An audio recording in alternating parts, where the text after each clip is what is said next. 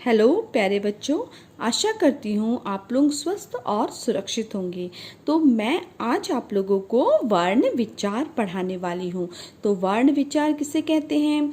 भाषा की सबसे छोटी इकाई है ना।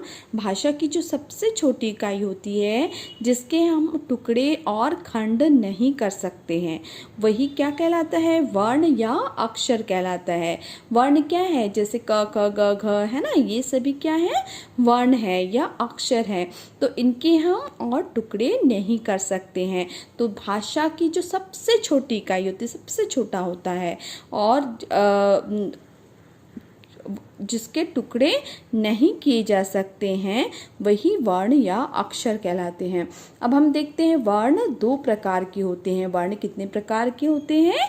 दो प्रकार के होते हैं। पहला होता है स्वर और दूसरा होता है व्यंजन, है ना। स्वर होता है और एक व्यंजन होता है। जैसे इंग्लिश में आपके वॉवेल्स एंड कंसोनेंट होते हैं, उसी तरह हिंदी में भी स्वर और व्यंजन होते हैं। अब हम देखते हैं स्वर। स्वर क्या होता है? जिन वर्णों के उच्चारण के समय, जब हम कोई वर्ण उच्चारण कर रहे हैं, है ना, तो उस समय हमारे मुंह से जब वो वर्ण की ध्वनि निकलती है, तो उस समय हमारे मुंह में कुछ भी मतलब रुकावट नहीं होता है। हम उसको बहुत आसानी से बोल लेते हैं। तो वो ही स्वर है। जैसे हम अ बोल रहे हैं, आ बोल रहे हैं, तो हमको बोलने में भी बिल्कुल भी रुकावट नहीं हो रहा है। तो ये क्या है? स्वर है। स्वर तीन प्रकार के होते हैं, है ना। स्वर, हमको पता है कि स्वर 11 होते हैं, लेकिन स्वरों के भी प्रकार होते हैं। स्वर तीन प्रकार के होते हैं। पहला है ह्रस्व स्वर, दूसरा है दीर्घ स्वर और तीसरा है प्लुत स्वर, है ना। पहला होता है ह्रस्व स्वर, दूसरा होता है दीर्घ स्वर और तीसरा होता है प्लुत स्वर। ह्रस्व स्वर क्या होता है? ह्रस्व स्वर के उच्चारण में सबसे कम समय लगता है। ह्रस्व स्वर के उच्चारण में सबसे कम समय लगता है। ये कितने होते हैं? 4 होते हैं। ये कितने होते हैं? 4 होते हैं। अ, ई, उ और री क्या होता है? आपको ध्यान से याद रखो। ह्रस्व स्वर 4 होते हैं, अ, ई, उ और री। ठीक है, ये 4 होते हैं। इसके उच्चारण में सबसे कम समय लगता है। फिर से कितने होते हैं? 4 होते हैं, अ, ई, उ और री। ठीक है, ये आपको समझ में आ गया है। अब हम देखते हैं दीर्घ स्वर, है ना।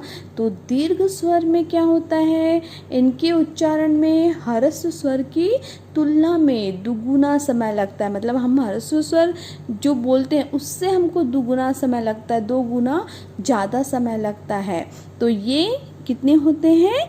ये 7 है ना। ये 7 है। का क्या क्या है? आ, ई बड़ा ई है ना। आ, ई, उ, ए ओ औ।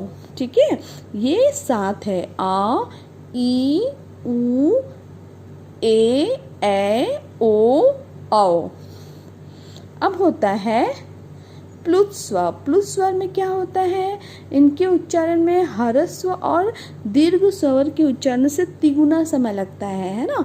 हम जो ह्रस्व स्वर और दीर्घ स्वर का उच्चारण करते हैं उससे तिगुना समय लगता है। जैसे हम ओम बोल रहे हैं तो हमको ज़्यादा समय लग रहा है ना। तो ये क्या है? इससे ह्रस्व और दीर्घ स्वर से तिगुना समय लगता है। आई थिंक ये आप लोगों को समझ में आ गया है। अब हम नेक्स्ट देखते हैं व्यंजन, है ना। व्यंजन क्या होते हैं? आपको पहले भी पता है कि व्यंजन जिन वर्णों को बोलने से दूसरे वर्ण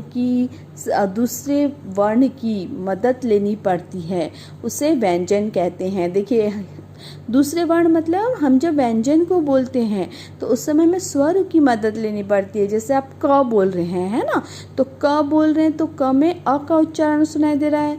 ख बोल रहे हैं तो उसमें ख में भी अ का उच्चारण सुनाई दे रहा है। उसी तरह ग, तो वो भी अ का उच्चारण सुनाई दे रहा है। अब हम देखते हैं क ख ग घ अंग। ये सभी क्या है? च छ ज झ अण ट ठ ड ढ ण त थ द ध न प फ ब भ म य र ल व श ह। ये सभी क्या है, व्यंजन है। हिंदी भाषा में कुछ अन्य वर्ण हैं। हिंदी भाषा में कुछ अन्य वर्ण हैं, जैसे आयोग वाहक, है ना। आयोग वाहक क्या है, जो वर्ण न स्वर होते हैं और न ही व्यंजन होते हैं, वो आयोग वाहक कहलाते हैं, है ना। ये क्या होते हैं, जैसे ये स्वर भी नहीं होते हैं और व्यंजन भी नहीं होते हैं। ये 3 प्रकार के होते हैं। उसके बाद है